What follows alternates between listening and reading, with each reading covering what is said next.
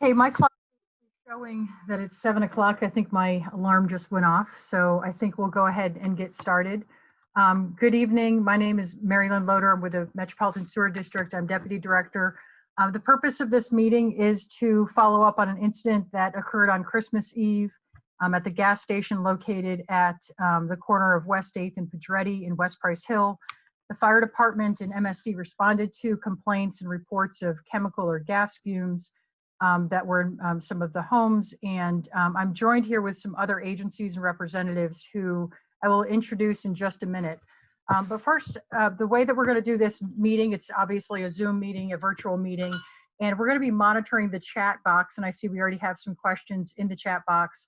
We're also going to be using the feature of raise your hand, which is down in the participants list, and that can bring up a feature of raise your hand. So I am going to go through some of background information, but those are the two ways in which that we're going to ask people to participate. So, Mary Lynn, can I interrupt for 1 second? Some people may not be able to do that under the chat, under the participants list, but at the bottom of their screen, there is a menu item called reactions. So it's got like mutes, video, security, et cetera, all the way over to the right side, it says reactions. And if you click on that, you should be able to raise your hand there even more easily. Okay, very good.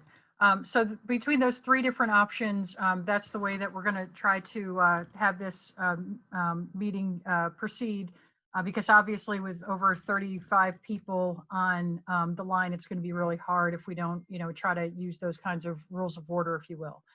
What I'd like to do now is go ahead and introduce some of the members of the agencies that are here to be able to assist in responding to questions. As I introduce each of the panel members, I will then provide you with an overview of what happened, what we know about this incident, as well as actions that are ongoing to correct it, as well as to remediate it.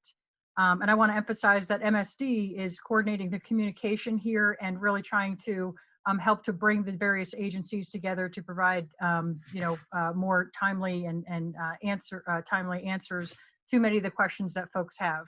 But MSD does not specifically have jurisdiction over the fuel tanks, over the leak. The fact that it got into our sewer is a prohibited discharge into our sewers, and that's really why we are here and helping to try to bring some clarity to what exactly happened. So again, my name is Mary Lynn Loader. I'm with the Metropolitan Sewer District.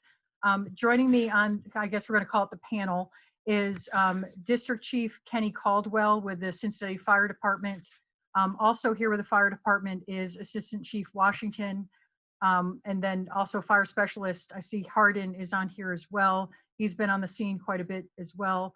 Antonio Young from the Cincinnati Health Department is here, as well as Anne Marie Gregg. She's a toxicologist with the Department of Health. That's the Ohio Department of Health, the Health Assessment section of the Environmental Health Division.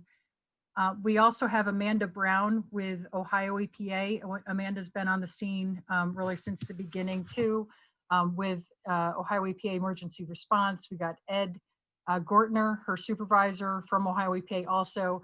And then with Buster, we have the State Fire Marshal, Kevin Reardon, and then Chief Vern Ord from Buster, and Lori Stevens from Buster as well. The State Fire Marshal oversees the Bureau of Underground Storage Tanks, and he will essentially review and approve the remediation plan. Buster is the responsible agency over the enforcement of the leak and really oversees these activities from Columbus.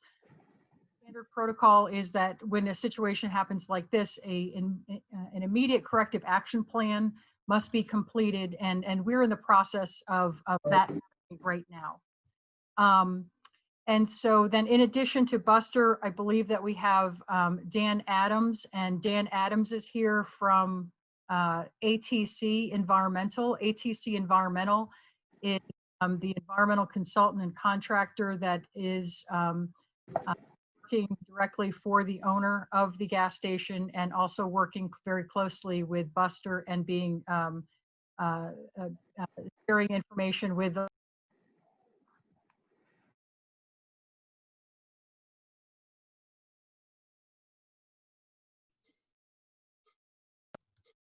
Sorry, Marilyn, you've been muted. How long was Try it again. muted for? Just a few seconds. Okay, thank you. Can I ask that everybody make sure that you do not unmute yourself until addressed? I keep having a couple people unmute themselves, and we're picking up a Okay. lot of background noise. Okay. So again, we will get to the questions that are in the chat screen, and do ask you to use your raise hand motion. First, I want to get through just some introductory points, and these points were kind of put together based on the questions that many people have asked.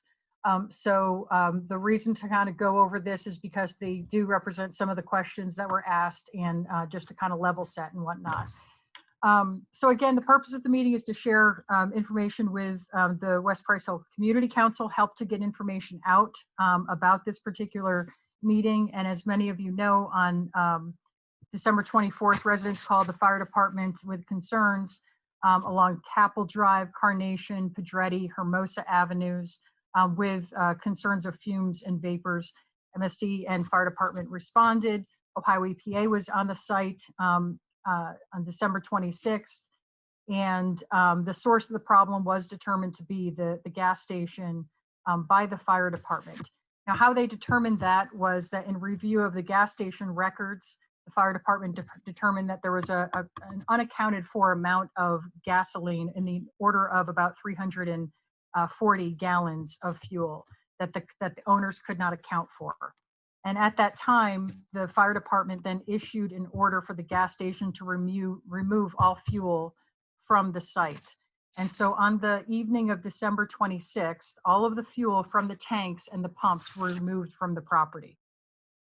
On Monday morning, December 28th, all of the agencies met on site. Cincinnati Fire, MSD, the Health Department, Ohio EPA, met to discuss the issue and determine next steps. Ohio EPA also reached out to the United States Environmental Protection Agency to assist with some of the issues that the local agencies were having difficulty with, such as the indoor air quality monitoring, as well as the fact that we had high levels of VOCs in our sewers, and we could not enter them to try to identify where the source of the problem would be coming from in our sewers. On that same day, Buster also came out on site and issued a suspected release notice to the owner, which requires and triggers a number of investigations to be performed by the owner. So one question many people are asking, what caused the leak?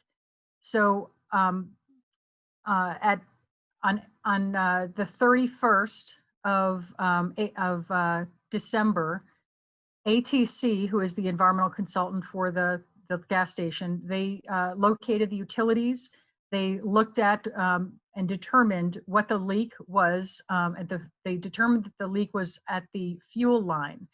And ATC, Dan Adams, I think is on here. And if he is, if you could unmute him for me, Eric, I can. I'm here.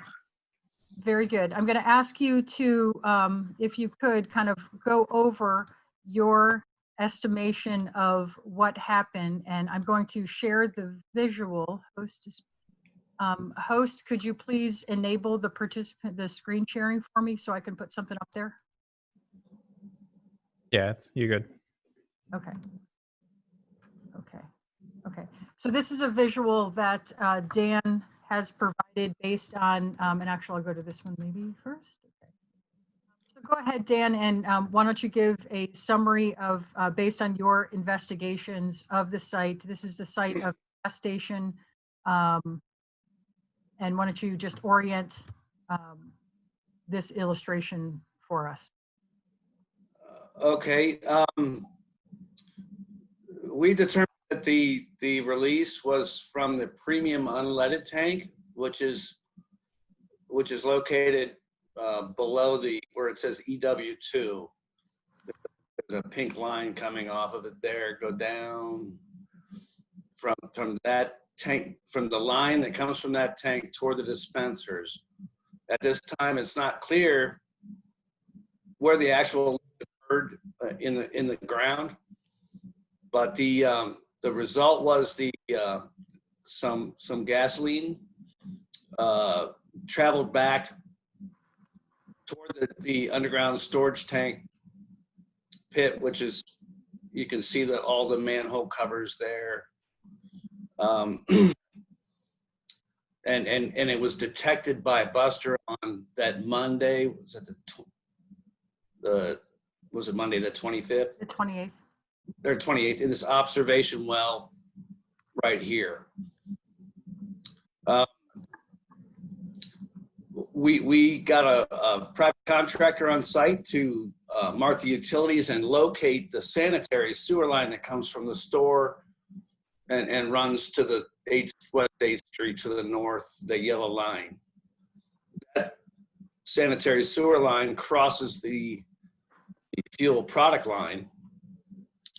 And it was determined that, you know, as most of it appears a lot of the fuel went back into the tank pit and has subsequently been recovered. Some of the fuel actually entered the backfill around the sanitary sewer line and got into the sewer main located under West 8th Street. Thank you.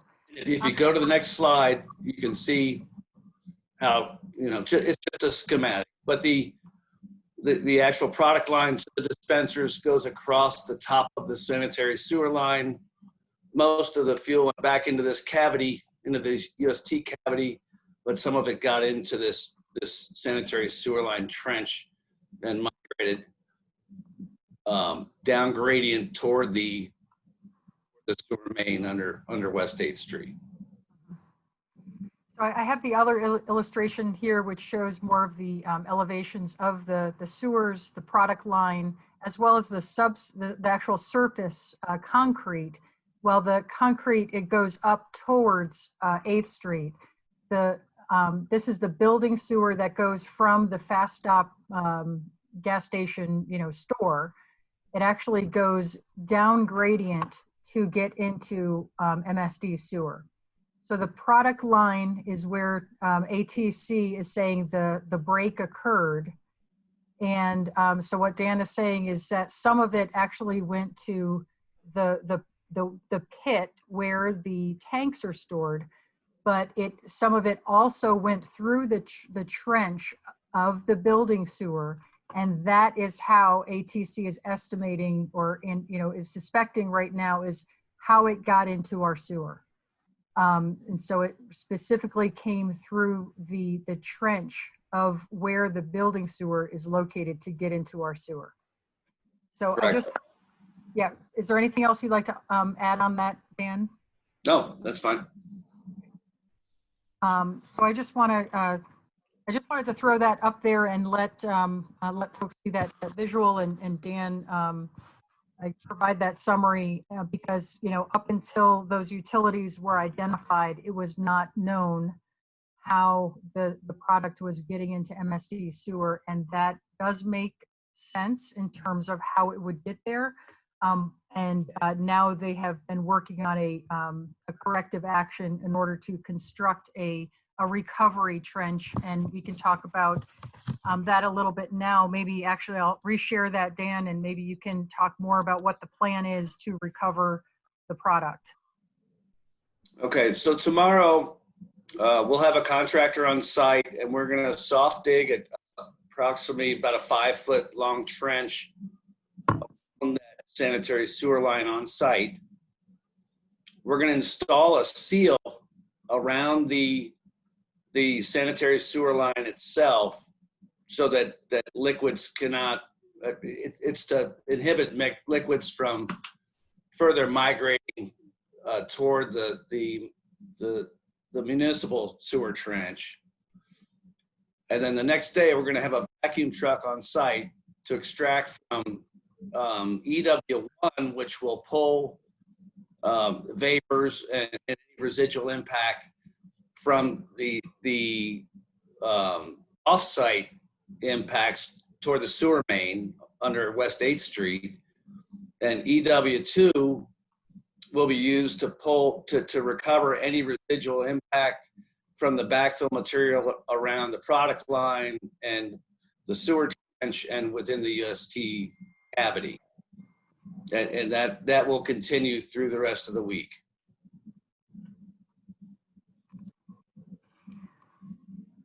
Okay, thank you. And maybe could you talk at all about it might be helpful also to discuss how are tank systems set up to actually detect leaks, and why didn't this actually detect a leak? That information for me, I'm not as familiar as I should. I didn't get involved in this until we were into immediate corrective actions. That investigation's been going on by Buster. Okay. If they could respond to that. Yeah, and I just put up this visual that is a visual that Buster provided actually. So maybe Buster, could you talk a little bit about how tanks have leak detection systems and how they're supposed to work? I can take that lead. As you see, is a schematic of an underground storage tank with the little sump with the red thing in it, the STPE head, where it says that. Well, that's a submersible, turbine submersible pump that goes down into the tank. That is what actually pushes your gasoline to your dispenser. On the dispenser itself, well, actually on the turbine head itself is a sensor, which is not shown here, which will, on a product line, if you lose pressure or so much pressure, it will automatically shut the system down and send an alarm back into the building onto their leak detection panel. So in this case, the alarm was going off, and the owner also had a contractor on site during these events or after these events, trying to figure out what was going on. It's kind of spelled out in the answers to the questions that are there, but there were a lot of different things going on with the contractor for the owner that was trying to figure out what was going on, and they did not think that there was a leak, but there was a leak. But they did not think there was a leak until eventually we had the gasoline vapors in the sewer, and the fire department responded, and we were notified, and we showed up on Monday, and we took appropriate actions to start looking to see what was wrong and trying to figure out what was wrong. Okay, thank you. Okay, I'm going to, so then with regards to the immediate corrective action that is going on right now, that is the work that Dan just summarized in terms of the vector pumping of the vapor. That work's going to be installed tomorrow. And then Wednesday, Thursday, Friday, that will be performed by ATC. And it's my understanding that that ATC, Dan, you believe that that is going to extract all of the residual vapors that remain on site, at least within the trenches. Is that correct? Yes, this system has been used on a number of different facilities, and it's been shown to be very effective. One of the other things I didn't mention is when Buster showed up on site that Monday, they recognized that there was a measurable thickness of product within that tank pit, and they immediately called a back truck, and it was extracted on Monday, and on 2 different occasions since then. We've had vacuum trucks out there and recovered residual free product from the UST cavity itself, and that liquid thickness is less than a foot now. It's probably about 0.6. A little over a half a foot in the bottom of that tank pit. And as we go through this corrective action, we will continue to remove the residual free product from that tank pit itself, so that all product will be removed from the site. But the vacuum extraction from the backfill around the sewer lines tends to happen very quickly, and we're hoping that we can get it done. Actually, reduce the VOC detections in the sewer system itself quickly. Okay, and I'll just append to that MSD in partnership with Ohio EPA has been taking measurements in our sewer every day. There's only one sewer manhole that still has residuals of VOCs. And then, of course, as many of EPA and the fire department has been going into the homes, and most of the homes are also down to zero at this point in time now. And I do have some questions for the health department. And before we move on to that, though, I just want to recap that the solution right now is, I think the good way for people to think about it is like it's twofold. So the first step is this immediate corrective action. And that's the work that's happening right now, that has been happening as it relates to the pumping, the 3 tanker trucks that pulled out material from the monitoring well. Based on the information that we've been given, we were originally told about 105 gallons of product were taken out of that.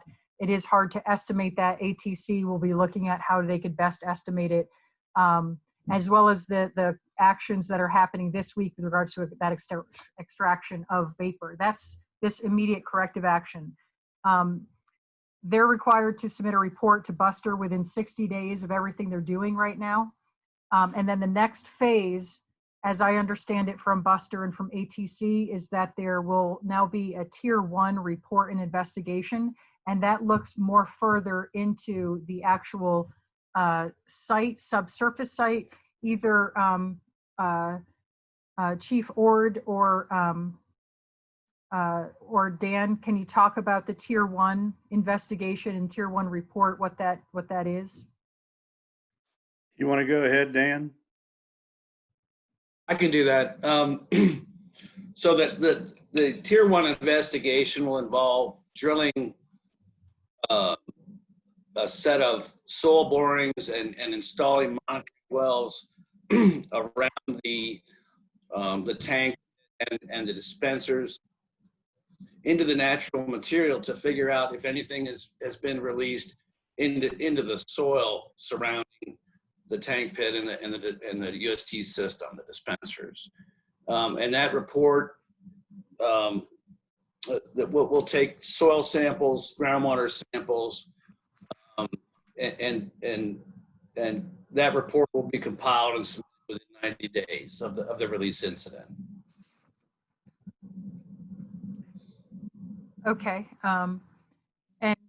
And these reports are public information. We'll be able to disseminate those or put them on a website or something like that if people wanted to get them, correct? I can answer that. Yes. Okay. Somebody needs a copy of it, or we need to get a copy to where you folks can make it available for public review. That's fine. We can do it any way you want to do it.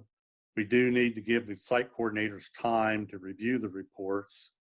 Often there's a lot of information that needs to be clarified in these reports, and we work with Dan to work our way through that. What the report is for is it's an initial delineation of what they find under the underground or below the surface. They look at the soil and they look at the groundwater. They take soil samples, water samples, and send them to a lab. And we look at different chemicals of concern that revolve around gasoline to give us indicators just how bad things are and if they need to further investigate or delineate out even further. Will also be used to help make decisions on whether there's some other type of, I'll call it immediate actions they want to take, or if they want to, maybe there's an area they want to dig up. And they can do that without getting an approved remedial action plan. We call that, what do we call that, Lori? I forget what we call it. But they have interim response. Yeah, there you go. They have the consultant has the opportunity to make those type of evaluations and bring them to us, and we can say yay or nay. But we don't need a formal remedial action plan. In other words, it's a more immediate action, and it can take place. So that's what the tier 1 is for. What we use, we call it risk-based corrective actions. It is a tiered approach. Tier 1 is to evaluate what the initial impacts are. Tier 2 is to further delineate and further evaluate what they are dealing with, and then propose, possibly, or most of the time they propose some type of remedial action plan to us after the Tier 2. Does that sound about right, Dan? Yeah, the tier 2 is you develop sites, you develop action levels on a risk basis of what can be left in the ground that will not affect any of the surrounding exposure pathways, anybody in the area. And if those action levels, if the concentrations in the ground exceed those action levels, then we would propose a remedial action plan to clean up the residual impact to meet those levels. Okay, thank you. I'm going to move on. I do want to ask some questions of the health department because they have been tuned into this since early on. And one of the questions that we got earlier is, are there any lingering health effects from the prolonged exposure to gas fumes? And if yes, what levels are a trigger? So Antonio, could you answer that? And we can also unmute Anne Marie if she'd like to, and Greg if she'd like to chime in as well. Sure. And now I have to give my disclaimer.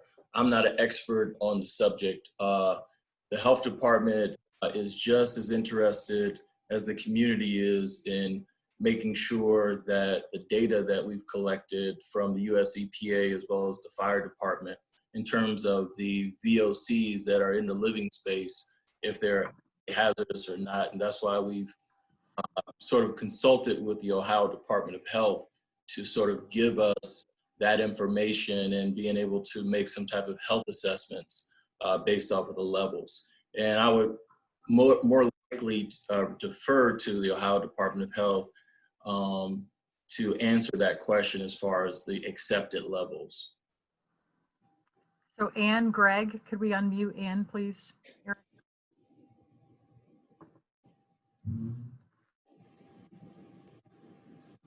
Go ahead, Anne, you're unmuted. Are you able? I know we were on a call with her earlier. Can you hear me now? Yes. Okay, excellent. Yes, so to get to the question, I guess the question said prolonged exposure to VOCs. I wouldn't consider this a prolonged exposure. This is more of an acute exposure where you've had some acute, maybe some complaints with nausea and headaches, things like that.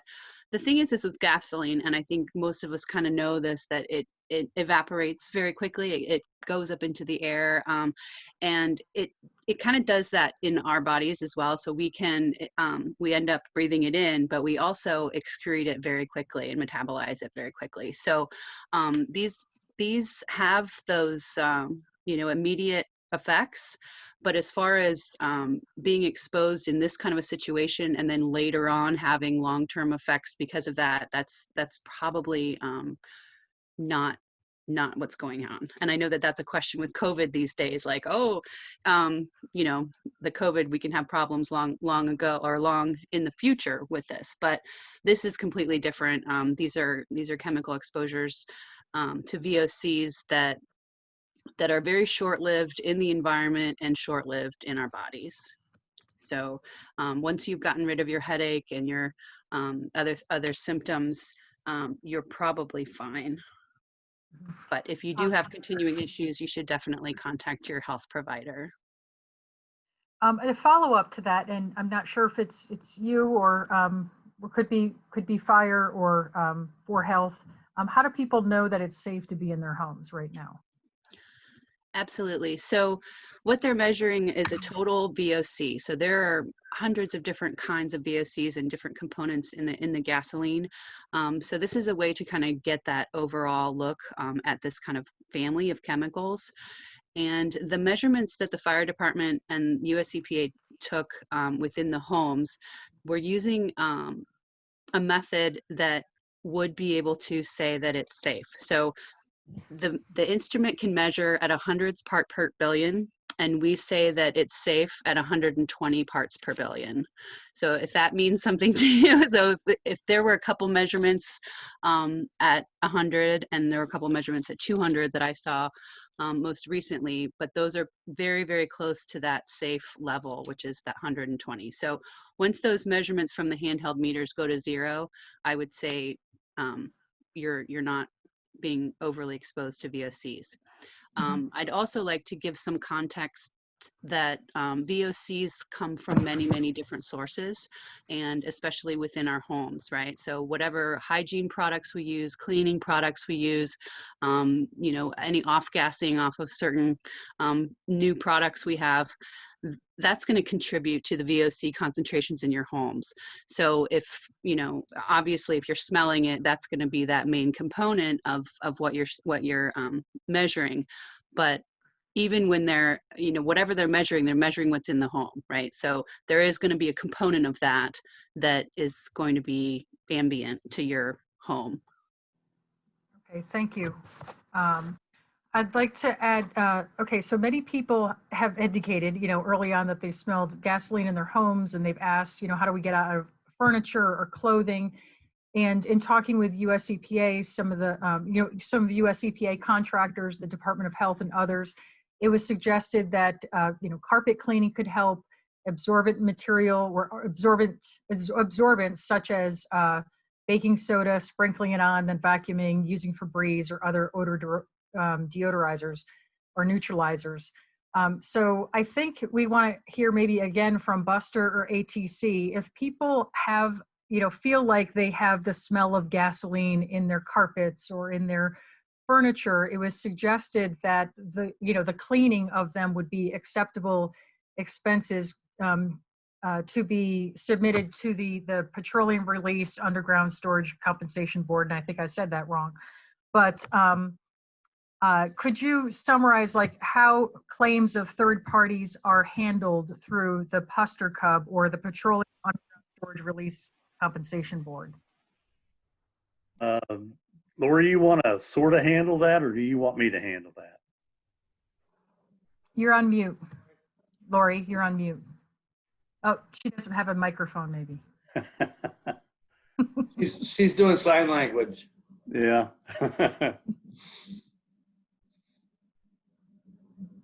Okay, so who's going to handle that?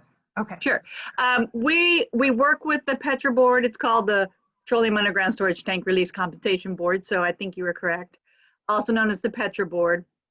They're not under our jurisdiction. They're separate board, but we have interaction, of course. It's Dan Adams, I believe, is going to be handling that for the owner. The owner submits an eligibility claim to the Petra Board. They make the determine whether he's eligible or not. And then at that point, when eligibility is determined, then the claims of third parties are processed by the board. And usually I can't speak for the board, but usually they do reimburse for reasonable measures taken. And I believe the individual has to make that third party claim, not the tank owner. Correct.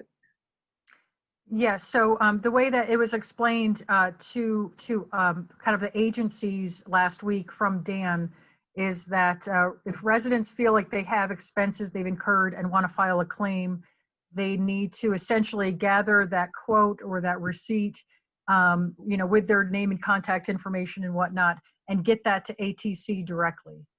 And so what we are doing is MSD has set up a website a web page on our website that has this information, and we'll be sure to get that website address out. However, it's just msdgc.org/gas leak, and we'll have information on our website about how you could file a claim and any additional subsequent information. And the reason for that is I need to, according to the Petra Board's rules, I need to notify them within 30 days of receiving notification that a third party claim is being requested. Okay, and so again, we've got that, this is what our the website looks like, and then down on the bottom is the information about the claims process. So I just wanted to show you that. You can get to that, you can get to our website again by msdgc.org/gas leak, and we'll send out information about that. Let's see, so I think that we could probably go to questions in the chat that we may not have gotten to yet, unless there's somebody with a hand up right now. So I think, Deb, are you going to read questions? Sorry, we have a hand raised, or Laura Oh, okay. Hamilton. Laura Hamilton. Does she need to unmute herself? Okay. Hi there. Can you hear me? Yes. Yes. I just would like to ask before you guys move on from this topic, for the folks who need this, and it's not me, but I know they're listening and they're wondering, and there's an awful lot of information going really quickly. Has the owner of the station filed for the eligibility with the release that you mentioned must first be done before these homeowners can potentially make a claim for their expenses? Has that been done? Dan? Not to my knowledge. I can respond to that.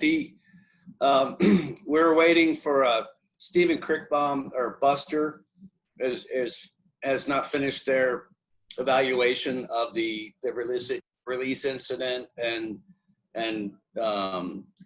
compliance issues.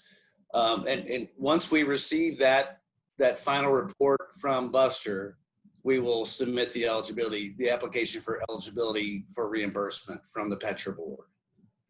When do you believe that might happen? Thank you. I am hoping this week, or at least by next week. It depends on when I get the report from Buster. And Dan, could I just ask a follow-up on that? Is that for just third-party expenses and claims, or is that for this whole thing? It's for the whole thing. Okay, yeah. Okay, and again, he has a certificate of coverage for up to $1 million for a single incident, correct? Yes, and he just received it in October. Yep. Okay. All right. Do we want to move on to are there any other hands up, or are we going to go to the chat? I think we can go to the chat. Okay, I'm going to put the first two questions together. What is the size of the tank that had a leak, and how is it determined that only 360 gallons leaked? Dan, can you answer those questions? I believe it's an 8,000 gallon tank. And the leak detection devices that Vern Ord was describing are how the leak was detected.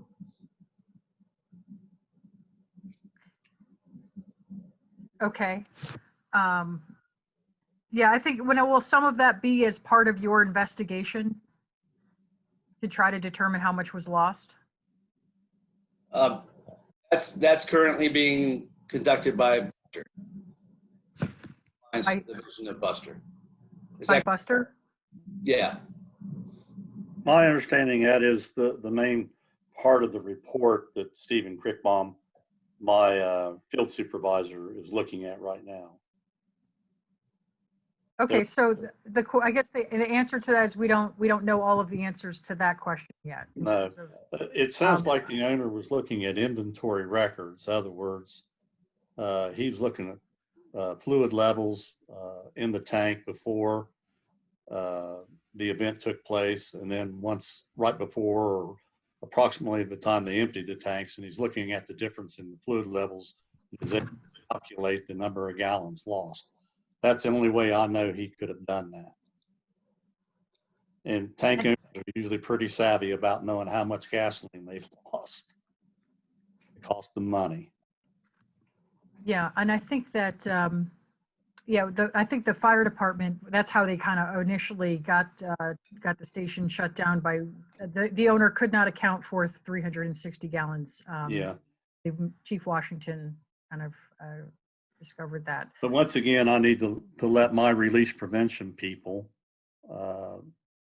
review that and come up with a response for that. I need them to verify it. Okay. How long do you think it takes to do that verification? Not to rush or whatnot, but we do have regular scheduled updates for the next several weeks. So I would, whenever you have that, it'd be good to incorporate that back into this. As soon as we have it, we will make it available. Okay. The next question is about the level of element benzene measured in any of the homes. I don't know if Ed, is that something that you can answer? I think that is something that was captured probably in US EPA's, the canisters they inserted into 3 homes. Or the fire department, was any, benzene specifically captured from any of your tests? So I can take a crack at answering this. The US EPA canisters that they dropped in the homes that had the higher levels that they were seeing, it's running a method where it's going to look at all VOCs, and benzene is one of those. Unfortunately, we do not have that data tonight. We are expecting it tomorrow. So I unfortunately don't have anything to report on those numbers, but yes, I believe there were 4 SUMA canisters that were deployed. So we should have a good data set, both from the basements as well as breathing zones. The inhabited areas are the really important ones. Yep, and then the question follows up to say, if yes, what are the levels? So we don't have them yet. We're getting, that data is supposed to be available tomorrow. If no, is there a plan to do so? I understand this element in gasoline is linked to leukemia. And I don't know if there's anything you want to add as a toxicologist and to just tag on to what you've already said on that issue. And Greg from the health department. Hi. Yeah, I would say benzene is probably the worst for us in the mixture of VOCs. Again, it's connected to cancer for sure, and there are cancer numbers that we usually look at if we're looking at just that particular chemical.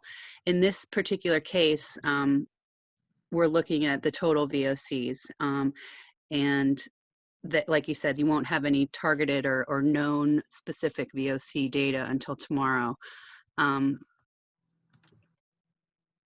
Okay. I guess I don't know how else to tell you. We do have a fact sheet. We have a fact sheet on the Ohio Department of Health website. I'll find it and drop it in the chat. That is for benzene. That might help with some explanations, and then this would basically be like the worst case scenario, right, for the worst actor in the mix. So to give you some of that information. Okay, thank you. That'll be helpful. The next question is, how did it get into the sewer through the soil to the groundwater? So I talked about earlier how it got into the sewer. Our estimation or the presumption is that the leak occurred on a product line that sits above the building sewer. When that leaked, then that liquid, that gas, found the path of least resistance, and some of it most likely made its way into the sewer through the building sewer trench. And then through, then the follow-up question, through the soil to the groundwater. So I believe that what I was told last week also, that these tanks are maybe constructed in the 80s. It doesn't really have a concrete bottom of the tank. It's more of a soil media kind of bottom of a pit. Is that correct? Or that's information that we can try to gather for certain. But I think it was Dan. You could probably address this as to whether there's an actual concrete bottom to the pit. No. Based on visual observation, the bottom of the pit is gravel or the bottom of the tank observation well is gravel. Typically, they dig these tank pits into the clay soil. That's typical in your area. The Tier 1 investigation is designed to install soil borings and monitoring wells surrounding that tank pit and the dispensers to determine if any of this gasoline is migrated outside of that gravel or the backfilled tank pit area or the product line or sewer trenches. Mm-hmm. So yeah, the follow-up questions here, does the gas station have groundwater monitoring wells? If yes, what do they show? If no, is that legal? If no, will someone be measuring groundwater soon? And then I understand groundwater flows downstream to a larger water source, typically through people's yards. What is being done to stop groundwater contamination and flow into the neighboring yards and ultimately larger water sources, rivers, and creeks? Can you talk a little bit how your investigation will handle groundwater? Yes, that's the design of the Tier 1 is to evaluate groundwater and soil conditions surrounding the UST system, the tank system. Yep. So so that will be part of the Tier 1 report and then follow-up investigation. Yes. And again, that's due in 90 days from Yes. the date of the release. The follow-up question, what should people, or what should we be worried about going forward? Will we always need to have our basements drain covered? Is there still a risk of explosion if we shut our windows? Is there any relief for our upcoming Duke utility bills? I just kind of lumped all of those together. So maybe we tackle the need for basement drains to be covered. I think maybe just to recap on that, you know, there's a reason why plumbing has traps, and that is to keep sewer odors out of your homes. And so some of the homes do not have a proper sewer trap. And I think one of the homes yesterday did install one on, or put in a new toilet so they would have a trap there. So it is a good practice to have a trap on your drains.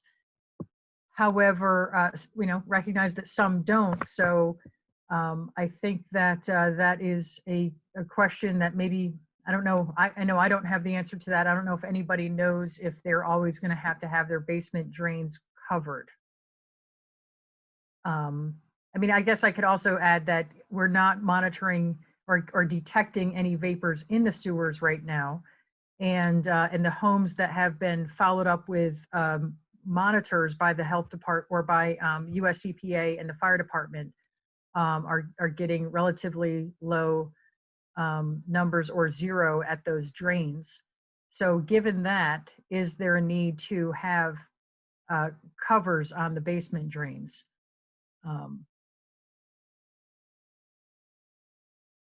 Not really knowing that anybody can answer that question. This is Antonio. I'm not a plumber, but I would think that, you know, it would just be a standard practice to, like you said, you know, really the whole mechanics of that is to make sure that some type of barrier that prevents those type of vapors or any type of odors or anything from coming into your living space from the sewer. So, you know, I would say just as a homeowner, just as a general practice, people may want to go ahead and close those drains as best they can, just as a normal practice. Now, a follow-up question is like on the risk of explosion, if people shut their windows. So based on the information, I think that the health department has previously shared. Anne, is there anything more that you want to talk about, or the fire department you want to talk about as it relates to, you know, allowing, now people can shut their windows, or what is the feedback that either fire or health would like to share on that? Again, numbers are down, so what does that mean in terms of people needing to vent their houses? I can tackle that. Thank you. Chief Caldwell. Basically, that's why we're continue to go into the homes to do readings. So that way we try to get every home down to 0 parts per million or parts per billion. So that eliminates that explosion risk. When you have elevated levels, that then will create a reaction to help expedite that explosion. But by going into each individual's home, and we've been doing it every day, especially for the ones that requested and or the ones that had higher readings, to ensure that those levels come down to prevent that. And we're pretty much down to every house that we've gone into below that risk. Mm-hmm. And maybe you could just talk a little bit about the differences between VOCs and LEL, or lower explosive level. I believe based on, fire is checking both LEL as well as VOCs. And you could have VOCs but not have an LEL. But generally they're all at 0 or close to 0. But talk a little bit about LELs, if fire could do that. Yeah, well, usually the EPA usually deals with a lot of that. We'll have it with our meters as well, but they're the experts in the LELs and the VOCs and the different levels in that, if EPA wants to tackle that. Yeah, this is, I can tackle that. The lower explosive limit for VOCs is around 5% concentration. So we have not seen anything near 5% since Tuesday of last week. The MSD's efforts to vent the sewer manholes have proven successful, as has flushing has proven successful to bring those LEL levels down to where we've got 0. And in the homes, while we may still detect total VOCs, we're not seeing anything that is registering on on a concentration that would present any kind of explosive concern whatsoever. Thank you, Ed. So with regards to the question about is there relief for upcoming Duke bills, I think, that is probably something you could include in a claim if you can make, documentation, perhaps. Again, I'm not saying that you can, but you can, but I certainly can't guarantee it. But that is, I would imagine, something that could be considered if you've had to keep your windows wide open or whatnot. I think that's probably, unless Buster has any more you'd like to suggest on that question with regards to getting any relief for upcoming Duke bills, since people have had to have their windows open. It's up to the Petra board, but we don't see the claims, but I am aware that reasonable reimbursements are accepted. Okay. This would seem to be reasonable, but I can't speak for the board. Okay, thank you. And then the question is, what is the impact of dumping water into the sewers? What's that going to have on water bills? So that is water usage coming out of the hydrant. It's not specifically on individuals' bills, but so that is not something that individuals will see the impact of that. That is just part of city services. And it's something that MSD did in order to just help keep things flushing. Next question, is the advisory to not light matches appliances still active? And I think that goes back to the same question of LELs, not seeing those LEL numbers, kind of just what Ed had shared, that, and Ed, would you concur that the advisory to not light matches appliances is that lifted now as it relates to buildings that don't have LEL recorded?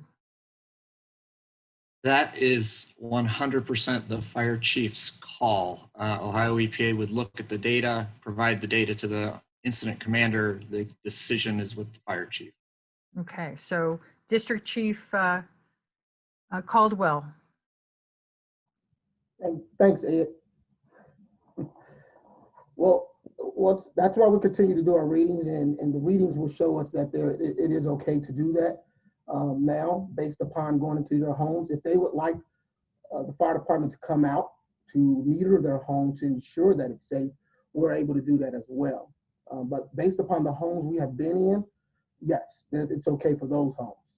But we can't speak for all homes, but most of them are down to pretty much 0, so that would be okay. Okay. And if they would like a reading, we're on site every day. They just can call that number to coordinate with MSD and or call the fire department and we can come out and read at their home. Okay, thank you.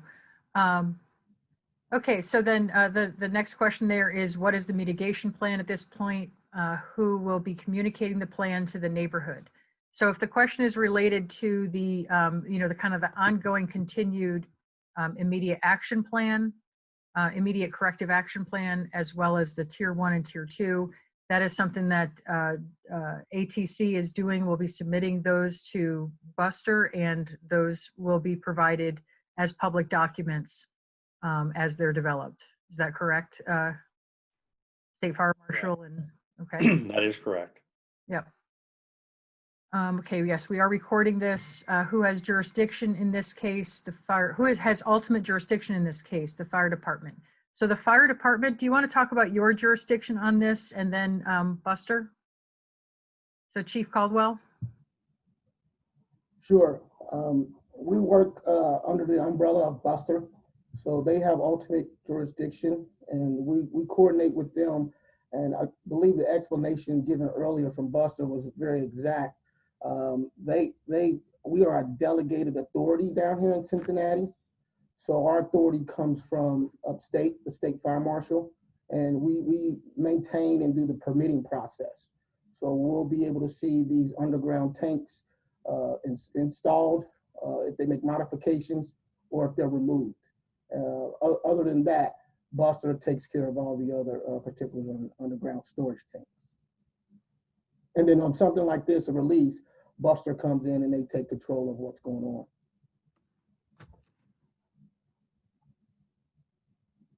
Buster, would you like to add anything on that? Yeah, in this particular situation, the fire department had incident command of what was going on with the vapors in the sewer. And so we were sort of, the way incident command works is we answer back to the fire department. We work cooperatively with the fire department. However, we do have control of the gas station property and what's going on with the gas station property. And but an example of the fire department's immediate responses was they ordered the tanks emptied at the gas station. They have the ability to do that. They shut the station down. They have the ability to do that. We came in, we identified the potential source, which was the gasoline in the tank cavity, got the back truck there in cooperation with the fire department. The fire department was in the know of everything we were doing, so they could react or answer questions properly as well. So it's a cooperative effort, but the incident command of the entire situation that was going on down there is with the fire department. Mm-hmm. Okay, thank you. The next question is, and this is for We the do have a fire hand department. raised, by the way, Marilyn. Oh, okay. Sean Sorry. Newman. I was just letting you Sean know that Newman? the West Price Hill Community Council can post any information that you send to us. We email to our members. We can also upload to a Facebook page. So to help keep people informed. So if you want to forward anything to Karen Ball, our president, or myself, we can get that handled for you as well. Great, thank you. And also we will do that. Absolutely not a problem. And as it relates to the Cincinnati hazmat team, the question is, does the city of Cincinnati have a rapid response hazmat team? Fire, can you also address that? Yes, we do. We have, we called them out as well to meter the situation. So we called our heavy rescue up from downtown. That's where they're located. And they came up to assess the situation. And we take care mostly above ground and on land. Once it gets in the sewer system, we have to call and notify other agencies to help come mitigate that once it gets underground. Mm-hmm. And maybe just for folks, can you talk a little bit, maybe the environmental crimes division of your agency was also engaged in this, right? That is correct. When we suspect that there was environmental crime committed, we would call out our environmental crimes investigator to look into the situation, complete proper paperwork, and then that person, he or she, will do the proper notifications, mainly to the EPA, local emergency planning, and MSD if need be. So whoever is needed to be notified, they would do the notifications on that, and then do the follow-up with paperwork and charging whoever had the release. They would do the follow-up with that paperwork as well. Mhm. Okay, so and maybe so there's more information that can be provided on the City of Cincinnati hazmat team, and that's something that we could work to kind of get that information out there just to more fully respond to that question. The next question here is MSD going to scrub the sewer lines? So when this first came about, that was a concern we wanted to be able to get into, because we use different cameras and televising equipment to get into our sewers to try to identify problems or how stuff is coming in that shouldn't be coming into our sewers. And so once this work is complete at the gas station, then we will schedule that that line for it's called a CCTV investigation, to be able to look in our lines and make sure that the condition is still in good condition, and determine any additional remedies that we need to do. But we also did take a sample of the flow in our sewers, and but I can't say as to right now whether we're going to do any necessary cleaning of our sewers. Next question is the immediate reaction plan. It's called the immediate corrective action plan you are working on now. How is that immediate? Okay, so meaning that the desire is that it's maybe more immediate than it is. According to Buster, that plan, I believe, as part of your administrative code. Lori, do you want to talk a little bit about the immediate action plan? Well, the immediate action plan has been occurring. It's going to be a summation of all the activities that the owner, through Dan, has been doing. It includes the vac truck that came there immediately, all the events of pulling it out, flushing the sewer systems. It's not a plan that we develop now and are implementing. It's a summation of all that has occurred up to this point and going forward, such as digging a trench. Dan Adams is in charge of that, but the immediate plan has been occurring all along, and it's ongoing. Yes. And the next question is, and I think this is another question for Buster, is this allowed under normal regulations to have a product line running over a sewer trench? There is no law under our regulations that prohibits it. They can put it anywhere as long as, they have the equipment and they have all the bells and whistles. There is no, they can put it right next to a river under our law. That's how the legislation put it. And so there's a difference between law and regulations and best management practices. So is it best management practice to put a product line over a sewer trench? Well, it's what it has. I mean, in Cincinnati, there are a lot of sewers. You can speak to that. There's nothing prohibiting them. So is it best practice? They put the gas stations where people need gas.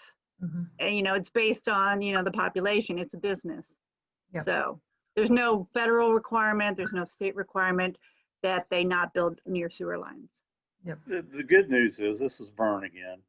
The good news is that the trench that Dan is in charge of putting in, it's going to isolate the backfill. In other words, if there's ever anything else that happens at the gas station and it gets into the sanitary lateral to the street, it'll be blocked. This trench and the way he's installing, I call it a gate, like a head gate. Only he's just separating the pipe from the backfill material, and it will prevent any future leaks into the sanitary lateral from reaching the main sewer. So this isn't just a temporary fix there. I mean, that's really helping to stop future leaks. Oh, absolutely. Yeah. Okay. And so the question, next question, how can this be avoided in the future? So this recovery trench is actually going to help this from not happening in the future again here at this location. Yes. Okay. There's old sewer line running through the backyards of Carnation. And that is correct. That's actually the main sewer that drains to the Boldface pump station that then drains that flow to our Mill Creek treatment plant. So that old sewer, I believe it was installed around 1911 or something like that. And that is the sewer that feeds that area of West Price Hill that sends all of that flow down to our Mill Creek wastewater treatment plant.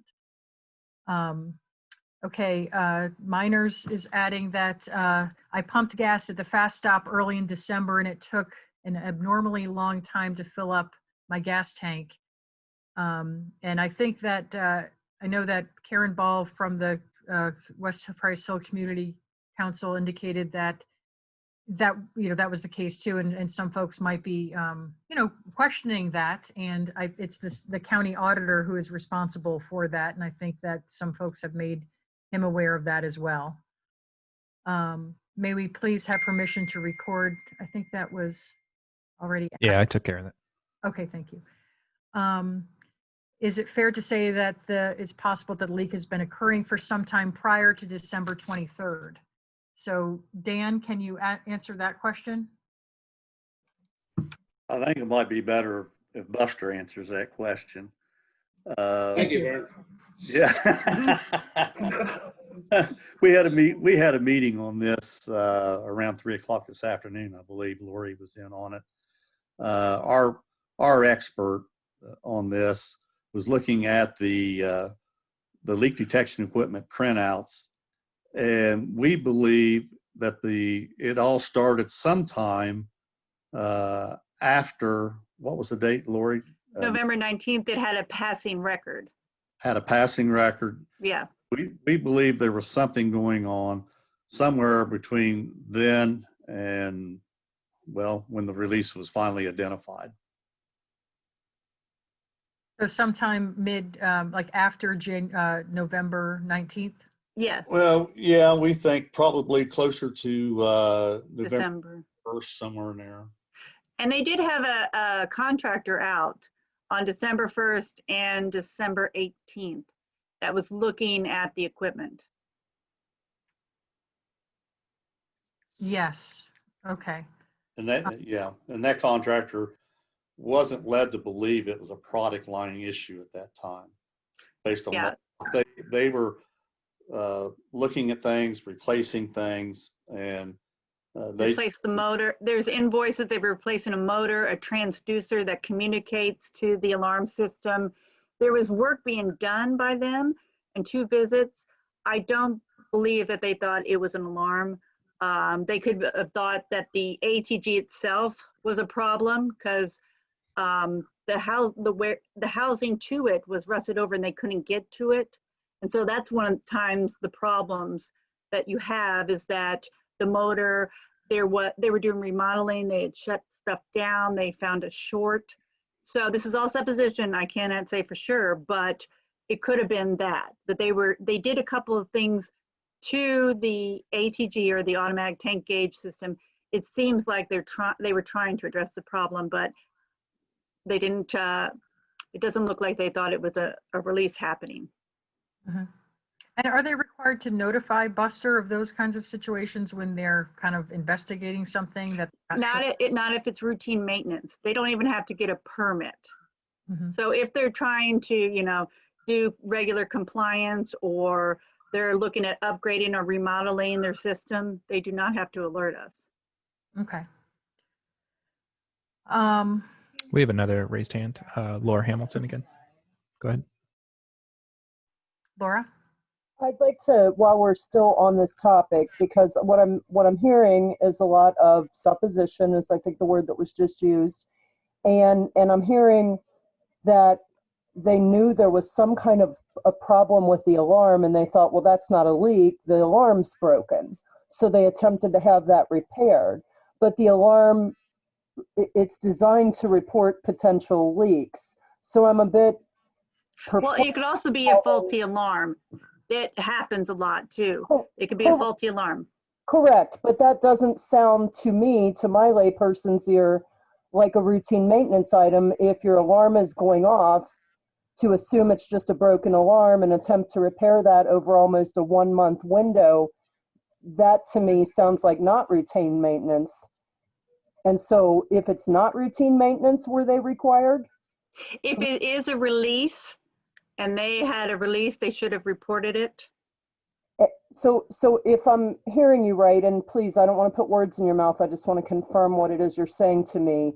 They are the determiner if they have a release, and if they decide I haven't discovered a release, therefore see no evil, that's the No, standard? they're required to report a release, but I cannot speak for them because I have not talked to the owner. I've not talked to the contractor. From the evidence that we have been given, the output and the readings, it appears like they were doing other stuff and they didn't think it was a release. What do you mean by the rule says that if there is a release, they do need to report it. Okay. What do you mean by the output and the readings? Was something coming up off kilter, and the amount They of have, like in the diagram, there's sensors all through all the tanks and all the lines that report back to a box in the C-store on the wall. And it is very technical, and it runs a lot of different tests for the lines and the tanks, etc. So all I know is that it was the readout that we were given shows that it last passed in November 19th. It also passed when our inspector was there back in October. And it also has a couple of other printouts that the inspectors are looking at. So I can't say for sure they're summation. They're still looking at all the data. It's reams and reams of paper. But it does appear that with the invoices that we've seen from the contractor, that they were trying to address the problem. Why else would they replace a whole motor and replace a transducer if they didn't think that was the problem? Well, but again, it's a supposition. I cannot speak for them. I don't know what they were doing. But it looks to me like they were trying to do something. Okay. And it's all. Go ahead, ma'am. In the state of Ohio, it is not illegal to have a release. That's what the legislation put out in law. Unfortunately, it's not illegal to have a release. It is illegal to not address it timely and pursuant to our rules, but they are doing that. Okay, and how often does this equipment, should it take readings? Like you're talking about November 19th, do they not take readings on a daily basis or a weekly basis? What is the There's timeline? a bunch of them. Vern might have to talk to the technical aspect, but there's they do daily, there's all these different kinds, and it's very technical. And I'm the attorney, so I don't get involved in the technical. Gosh, that doesn't surprise me. Now I get it. You're an attorney. Okay, go ahead, sir. So I get the legal, but not the technical. Yeah. Unfortunately, I'm not that technical either. I know enough to be dangerous about leak detection. But the printouts are not very descriptive. It's like a little ream of paper you see from a cashier's ticket, and it's a bunch of codes, and it's very hard to determine. We always have to go to an inspector that actually goes to the sites to get that determination, that interpretation, because it's so technical. So just really quickly, last question. You mentioned you're an attorney, and I must have missed your introduction at the beginning. Who do you represent, ma'am? Bureau of Underground Storage Tank Regulations. Okay, and what's your name? Lori Stevens. Thank you, Lori. Okay, we have another hand raised from Sean Newman. Okay, go ahead. I'm not sure this will help. I used to subcontract for KNC Service Station Maintenance out of Columbus. Ooh. And you know them? No, but hey.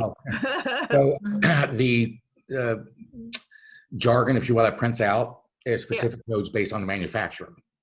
So the technician who looks at that has to be versed in those different manufacturers, and there's several of them. I heard this is Veeder-Root. Yeah, okay, so Veeder-Root, I will have to find my book, but I do know those codes. So, It's like Greek. There's right. so much. So, The particular tank that had the release is the premium tank, correct? The line. line. It was under pressure, yeah. Okay. So if that line is not used, then most people aren't buying premium gas and at that station. It's a blend. Some comes from the unleaded, some comes from the premium. Well, if it's not a full premium, you know, the 93 octane, high octane, Yeah. You're not going to get an accurate alarm. So when they called the service station maintenance people to come in and look at that, they're going through a list. Okay, it could be this, could be this, could be this. So they're trying to diagnose it, and they're not getting alarms until somebody uses premium. So I've heard that it's hard to get accurate testing if there's low product, if they're not in use. Correct. You know, it seems like it should be straightforward, but it's sort of like a exotic disease that is diagnosed. It's a conglomeration of a lot of numbers and a lot of pressures. So a lot of traffic in and out. Jason Anthony, who teaches our classes for us, been doing it for quite a while and works directly with the Veeder-Root manufacturers and so forth. He was telling us that, and you are absolutely correct, but there was another aspect that if the premium had not been used for some time, it tends to bleed back into the tank, and then when it turns on, it shows that there's a lack of pressure, and then you get a false positive. Correct. Failed test. There's just all different things that could go on with leak detection readings that give you false positives. And this is why they allow so much where you don't have to I mean, if you're missing a lot of product. 0.2 gallons per, Right. So, and it's my that's so understanding great that you're knowledgeable. That's so awesome. Master of nothing, right? So a lot of useless stuff running up in his head. Great. Okay. Are there any other? There was a hand raised, but it went down. Does somebody have a question? Yes. Insulato? Yes, ma'am. Sorry. What exactly would have to happen for this facility to be recertified to pump gas? Okay, so there's two issues, I think, and that's going to go to Buster and the fire department. Yeah, So we can't order them out. It would be under the fire department. He's wanting to know what needs to be done in order to put them back into service. In this case, since the city of Cincinnati has delegation of authority, they will issue the permit for the repair of the line and the testing. They will witness the testing of the line and so forth. Also, the city of Cincinnati has what do you want to call it? You have to have a certificate to operate. Operation.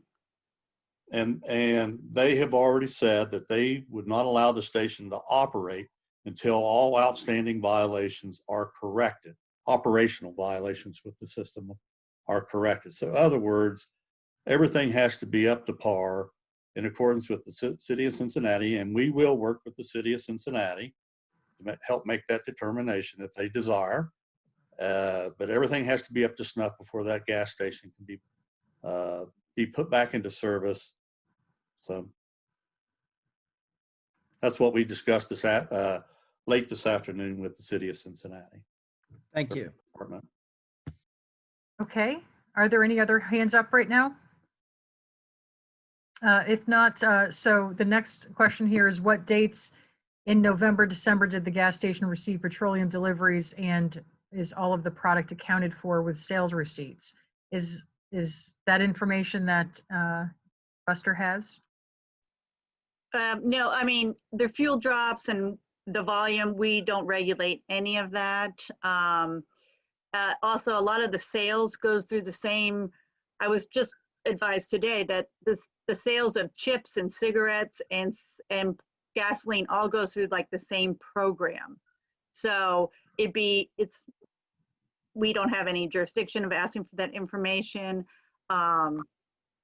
It'd be even very hard to tell with all the transactions, et cetera.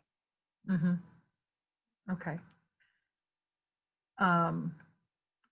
The next question is what prior inspections has Buster concluded in 2020, and may we have copies of those? This is coming from Laura Hamilton. this is a public records request. Sure, Okay. I can handle that, public records request. Yep. Just to give a brief, we, per the federal agreement that we get a lot of money from US EPA, and per their agreement, we have to inspect a site every 3 years. And so this cycle, we had a inspection done in October 30th of this year. Okay. But just to make the question clear, are they wanting all the operational compliance inspections we've performed? Or are they just wanting the ones for the city of Cincinnati, or are they just wanting The this? site, Laura Hamilton, can you clarify your request? Or you could put it in writing, I suppose. How do you guys normally handle your public records request? Do you want them in writing? you can make it, Are per they law, you can make a required to be- verbal or a written request. Are they Okay. required to be in writing? And I'd like all of them. Any reports that have been done in 2020 at 4501 West 8th by any authority on this call that is a public entity required to fulfill such a request. We'd like to have any and all of those reports, and I'll forward my email to you, Lori. I think I kind of got something from someone else that told me to request it in writing, but I put it here because I think other people on the call would like to know. And going back to Mike's question that you answered a moment ago about the sales receipts, or maybe it wasn't Mike's, I'm not sure whose it was, but that about the sales receipts on the gas and whether there had been, other records of gas loss prior to this particular release per the sales receipts. And you mentioned having no jurisdiction over that. I wanted to tack on, I put my hand up actually before that, which was to ask, does anyone on this Zoom right now who works for the government have jurisdiction over that? Sounds like a big no. Okay, thank you. I don't know. Possibly the auditor, but really it doesn't aid our investigation. It's sort of the amounts don't go into the formation of the immediate corrective action plan or the long-term assessment. It is what is actually still in the ground and still in the groundwater that is of concern. It's what the sampling will show, what is still there. It's not a matter of chasing the product and where it went, so to speak, or how much lost, because again, that is hard to measure. I mean, you have, and probably Sean knows a little bit about this too, the measurements can be off wildly due to evaporation, water, various things. So it's not a concrete set definitive volume.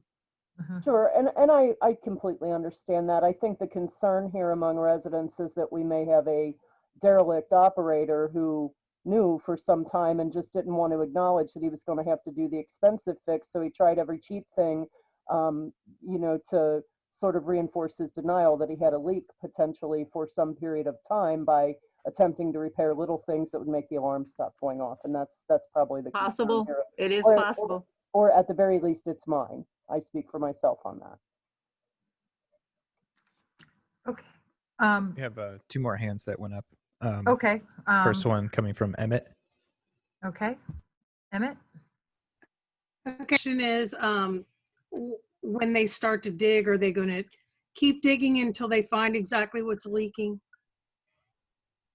Will they locate the leak or just dismiss it, or what's going to happen there? Will they, I mean, I'll answer that. obviously it's probably the nozzle that goes into the tank maybe or something. No, it's a product line under the ground. Yeah.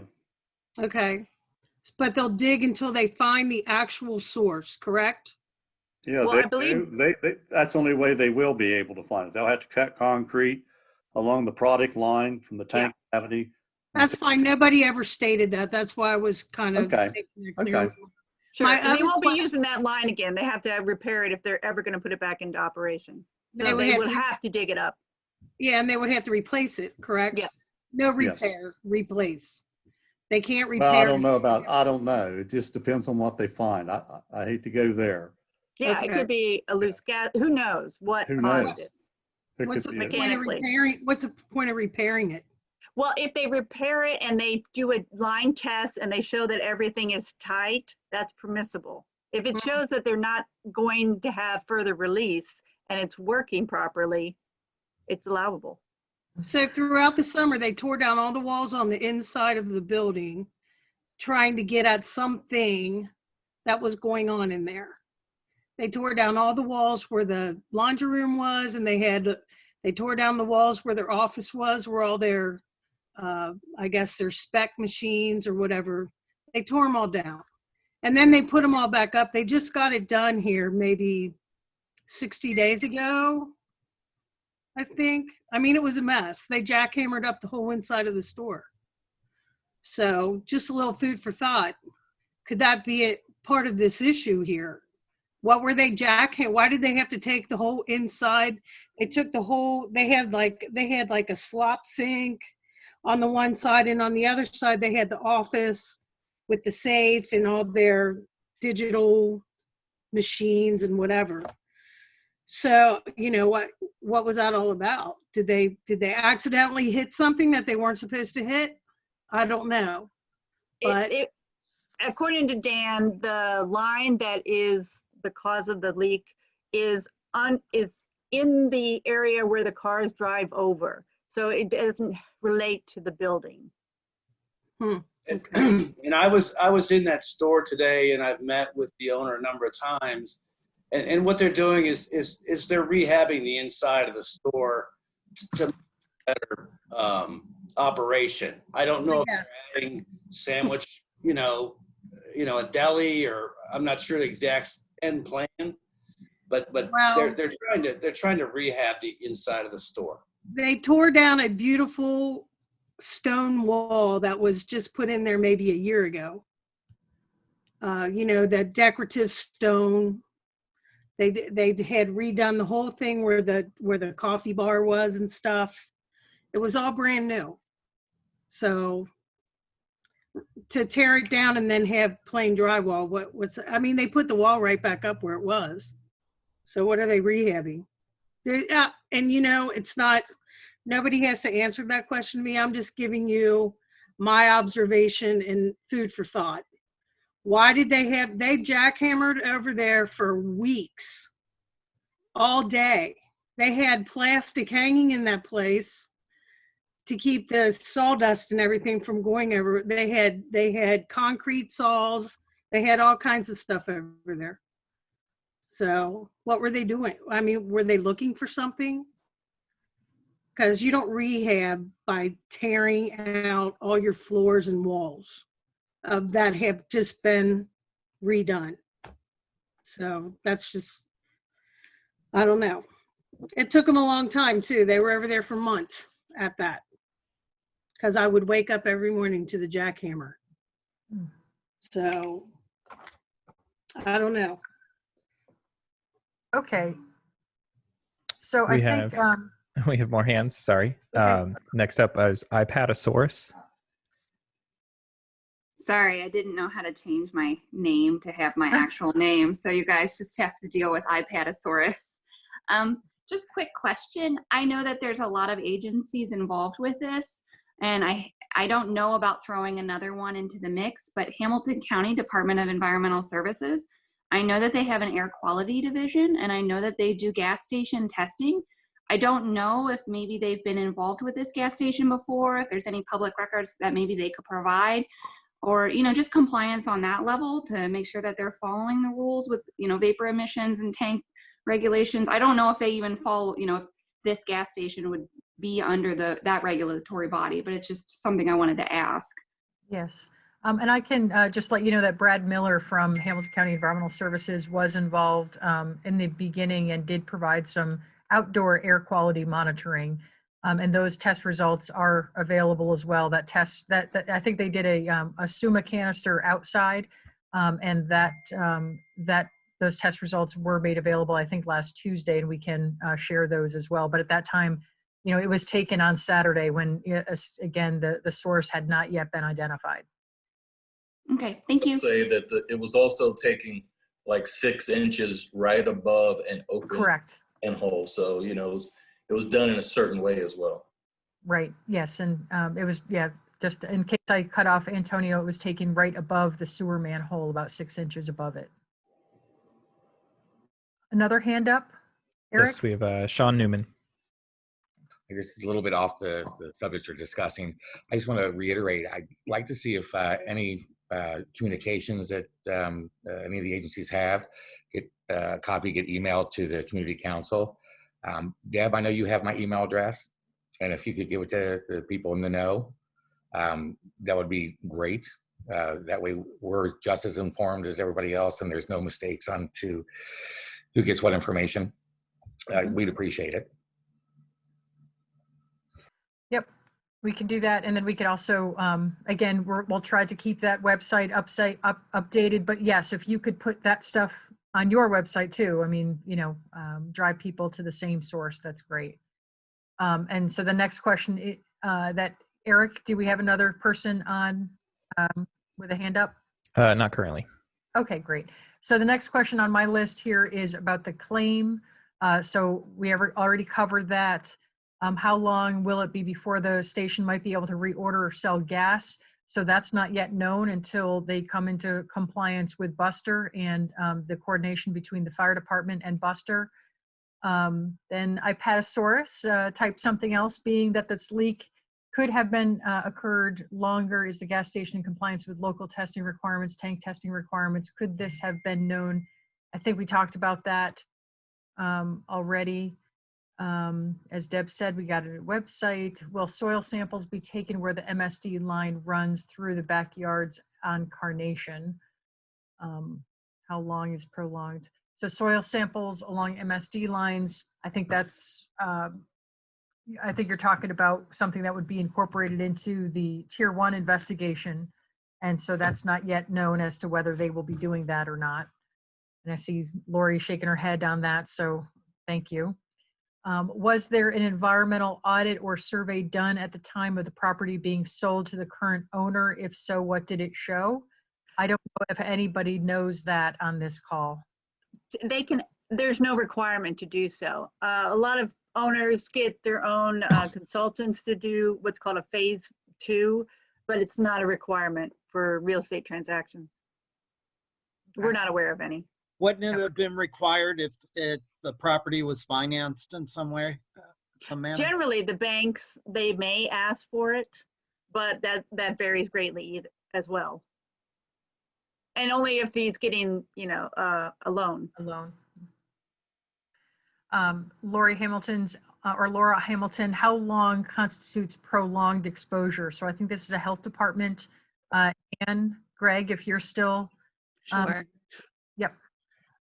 So I actually answered it in kind of more real time, so it's in a couple things down. But prolonged, like when you're talking about exposures, you're basically trying to, you know, figure out how long it is. So this would be considered acute just because it's a short time period, and anything acute is less than 14 days.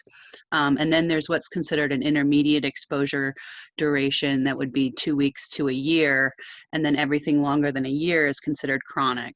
So it's just kind of the way things are categorized to be able to figure out exposure doses and things like that. Okay, thank you. I think that I'm going to, it could be that many of the questions in the chat here, or there's just back and forth in the chat, that many of the questions may have already been answered. So I'm asking Deb Leonard from MSD to just take a quick spin through that chat. And I just want to remind people to please email your email address to msd.communications at cincinnati-oh.gov, so that we can capture your email address and get you, you know, information that we send out. Deb, can you give me any additional questions that we have for the group? One question is what is being done, excuse me, what is being done to ensure there are no adverse health effects related to, I guess, the spill of the gasoline into the soil and subsequent soil remediation? So I think that's probably for, you know, Buster, as it relates to the Tier 1 investigation. Will the Tier 1 investigation include the potential impact of any kind of soil contamination? That's the bulk of a Tier 1, is to to drill down at certain points on the property, to take samples at certain points, and then they send it to a lab that does the chemical analysis. And then our levels, like Dan was talking about, certain levels are called action levels.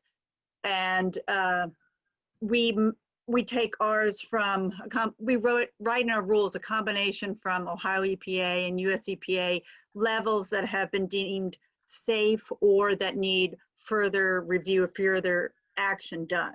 So the tier 1 is an assessment of, hey, is it in the soil? Did it stick around long enough to get in the soil? And if it did, where is it? And at what levels are the benzene and the constituents at? And then further on in the process, Dan and ATC will take a look at, okay, these are the chemicals. Are they above action levels? That means we have to do further assessment, possibly down the road, dig it out, or remediation to get rid of that chemicals. But right now, we just don't know what's in the soil. That's what the tier 1 is for. Thank you. Deb, do we have others that have not been answered?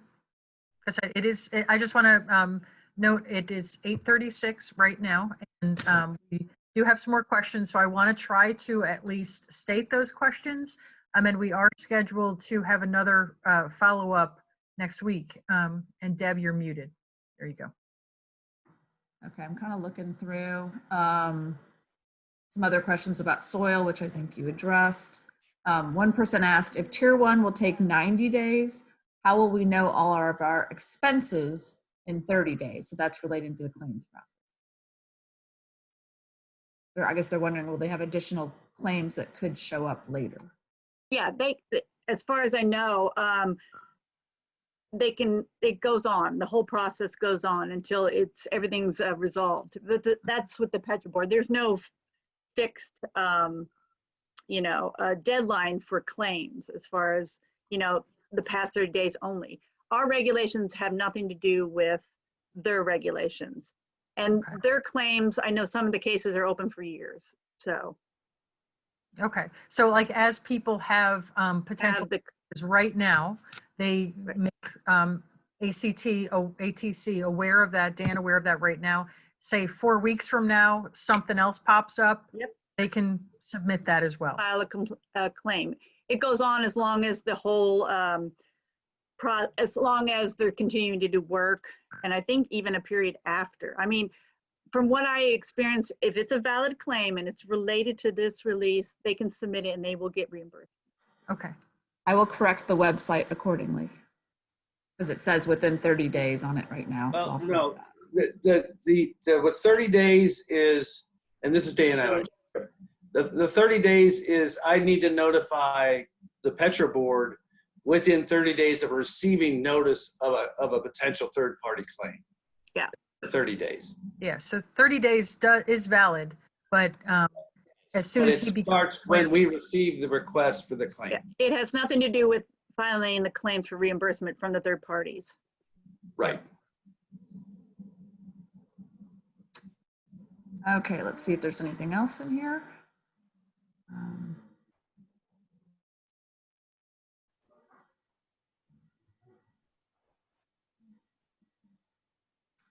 What level is the lower limit for fire risk? 0? And does CFD have test equipment at the firehouse that detects VOC levels, or specifically gasoline? Yes, we have meters at our fire stations. We have multiple different types of meters, but the one we have on site that we've been using will detect the VOCs, but the benzene, we do not have that. That's a specific meter and it has to be calibrated and calculated to that. We do not have that.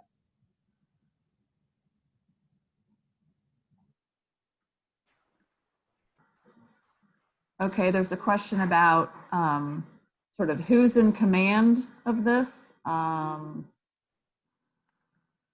person wants to know if fire will acknowledge that they're in the command role.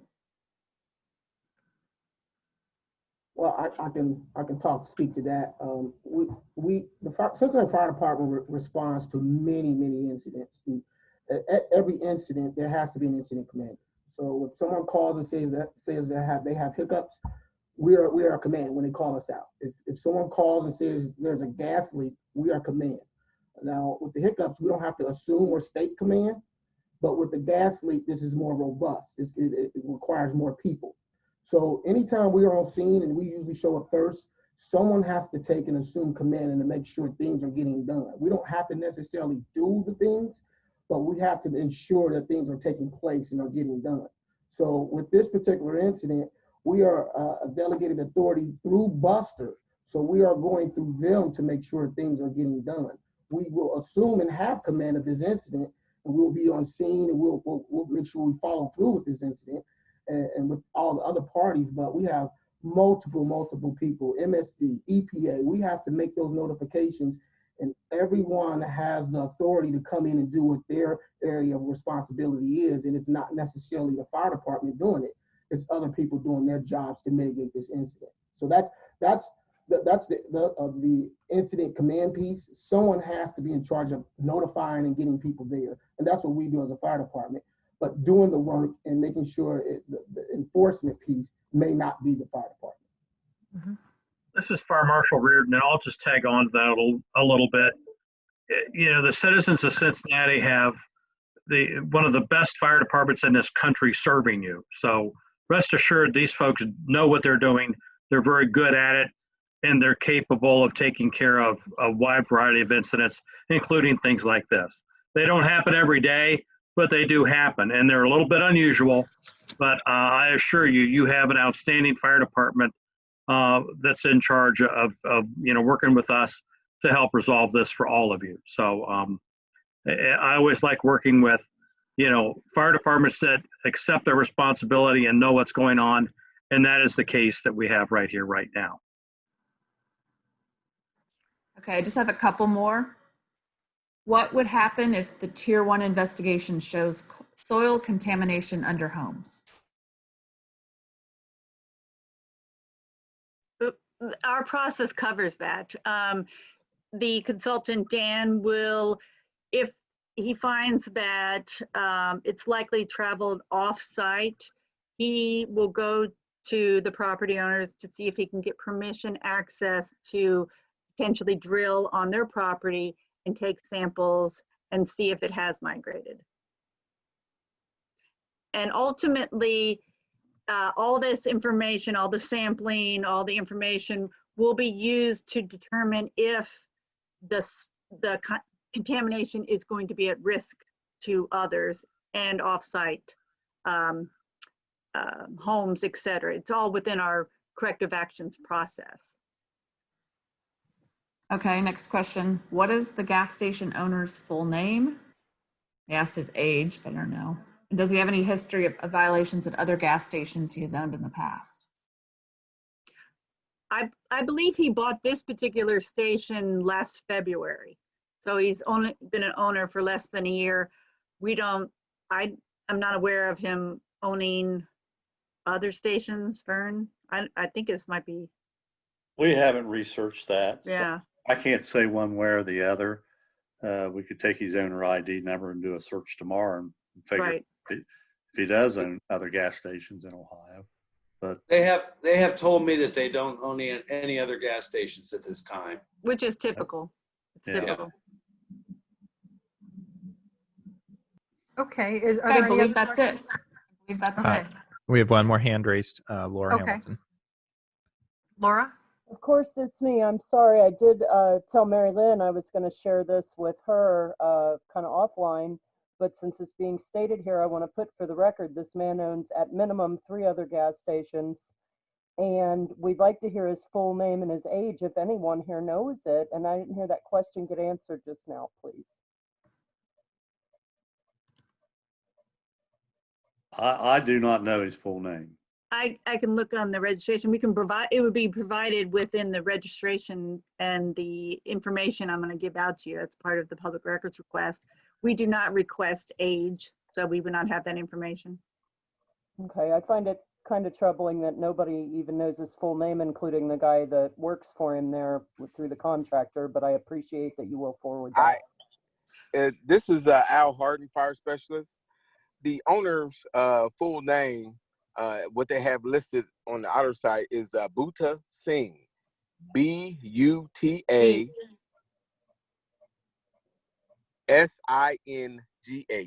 We're aware of what's on the auditor's site. We were hoping for a more substantial confirmation because we think culturally he may have a third name that fits in there somewhere.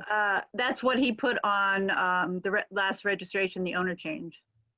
Okay, thank you. Mm-hmm. Okay, well, it's 8:45, and I just want to ask any of the panel participants, like from any of the agencies, if there's anything else that you'd like to say as final words or anything from the Fire Department, Health, State Fire Marshal, Ohio Department of Health, Cincinnati Health Department, Ohio EPA. I really appreciate you guys spending your Monday night, the first Monday of the year with us. And we were asked to do this for a couple of, at least, through January, because this is, a lot of information is going to be coming in, but yet it is going to take some time to get everything. So we do plan on having another hosting another call next week. We will have the results back from US EPA at that time from the canisters. We'll have the completed immediate corrective action done. And I think, and actually, yes, I will get to Sean, and I think that there is, I know, a community council meeting next week as well. So, but we will plan on doing our Monday unless we come up with a different plan with the community council. Sean, did you want to say Well, I was just made aware from MSD that the canister results will be available tomorrow. Yes. And Well, yeah, they will be. That's what we were told by US EPA. Okay. When they submitted them to their lab, they're going to be made available. They're coming back from the laboratory to US EPA tomorrow. At that time, they're going to be disseminated to the city health department as well as the Ohio Health Department, so that they, those results can be, looked at and evaluated. And I think having the meetings on Mondays for this, we could do it with the general meeting on next Tuesday.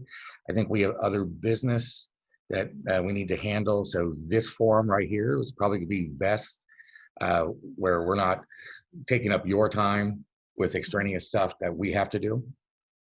So, and then most of the people are on here. If they're not on here and they come to the meeting, we can also give them updates. Yep. Okay. Okay, that works. Well, I again want to thank everybody for participating. Please, again, get your email address to Deb Leonard, and that's going to be to msd.communications@cincinnatioh.gov. And thank you very much. Have a good night.